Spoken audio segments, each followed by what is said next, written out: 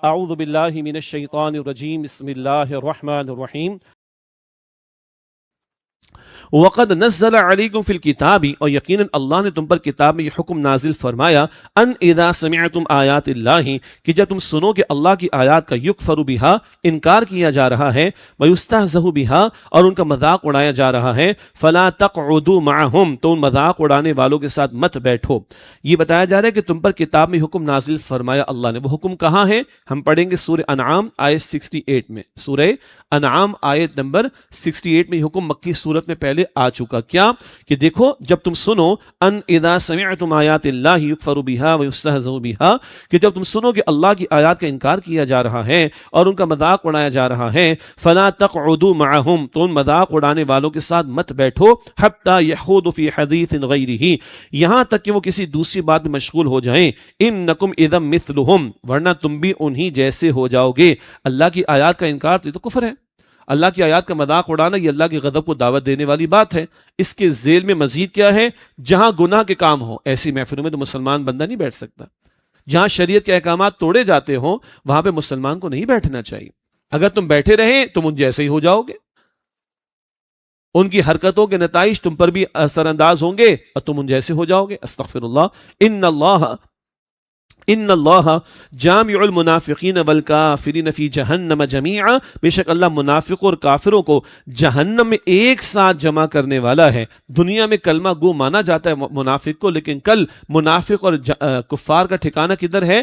جہنم میں ایک جگہ ہوں گے، اور بعد میں پڑھیں گے سورہ نساء کی آیت نمبر 165 میں وہ جہنم کے سب سے نچلے طبقے میں ہوں گے منافقین۔ اللہ ہمیں جہنم کے عذاب سے محفوظ فرمائے۔ تو منافقین اور کفار کا انجام ایک ہی ہونا ہے کل جہنم میں۔ اللہ کفر کی ہر شکل سے اور نفاق کی ہر صورت سے ہم سب کی حفاظت فرمائے۔ مزید ان منافقین کا بیان اور ان کے طرز عمل کا بیان اور حالات حاضرہ کو بھی ذہن میں رکھ لیجئے گا۔ الذین یتربصون بکم، وہ منافقین جو تمہارے انجام کے بارے میں انتظار کر رہے ہیں۔ فإن کان لکم فتح من اللہ، پس اگر تمہارے حق میں اللہ کی طرف سے فتح ہو، قالوا الم نکم معکم، تو کہتے ہیں کہ کیا ہم تمہارے ساتھ نہیں تھے۔ وإن کان للکافرین نصیب، اور اگر کافروں کے لیے فتح میں سے کوئی حصہ ہو، قالوا الم نستحوذ علیکم، تو کہتے ہیں کیا ہم نے تمہیں گھیر نہ لیا تھا۔ ونمنعکم من المؤمنین، اور کیا اس کے باوجود ہم نے تمہیں مؤمنوں سے بچایا نہیں تھا۔ یہ ہے منافقت۔ منافق کہتے ہیں دو منہ والے کو، دو رخ والے کو۔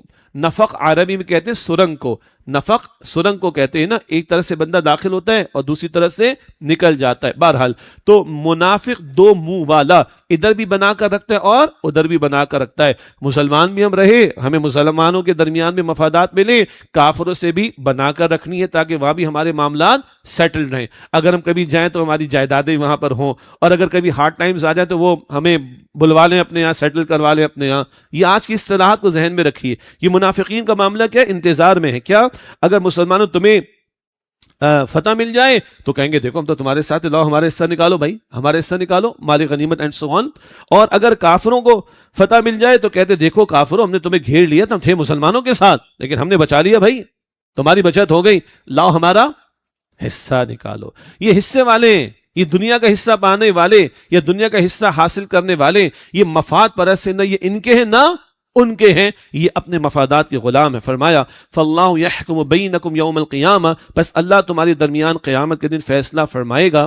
ولن یجعل اللہ للکافرین علی المؤمنین سبیلا، اور اللہ کافروں کو مؤمنوں پر غلبے کی کوئی راہ ہرگز نہیں دے گا۔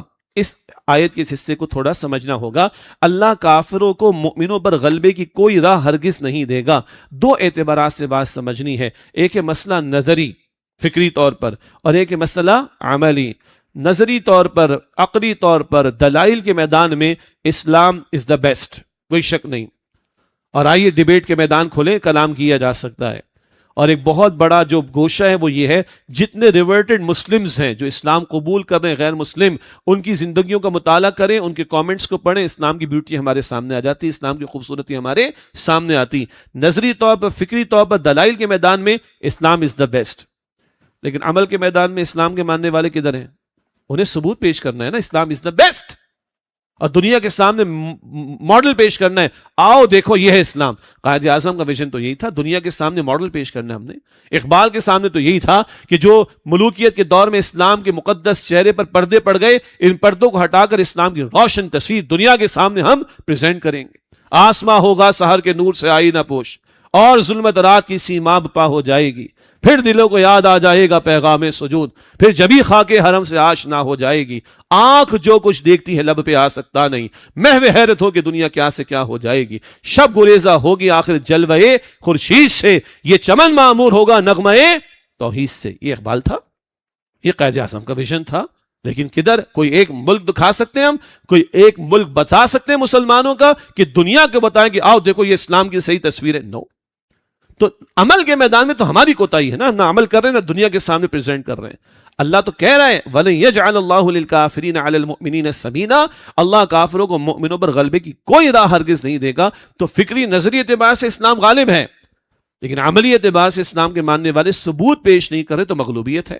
وہ دین جو بڑی شان سے نکلا تھا وطن سے، پردیس میں وہ آج غریب الغربا ہے۔ ایمان والے ایمان کے ثبوت پیش کریں، کھڑے ہو جائیں، اٹھ باندھ کمر کیا ڈرتا ہے، پھر دیکھ خدا کیا کرتا ہے۔ اللہ تعالیٰ غالب کرے گا اس دین کو انشاءاللہ۔ تو نظری اور عملی اس اعتبار سے سمجھیں گے تو ایک شبہ آتا ہے دماغ میں، وہ انشاءاللہ نہیں آئے گا۔